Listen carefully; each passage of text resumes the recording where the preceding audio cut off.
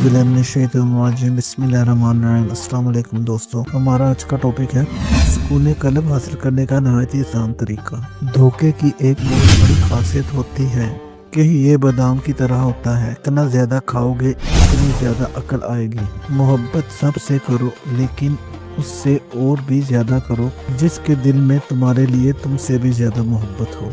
सुकून कल्ब हासिल करने का नहायत ही आसान तरीका।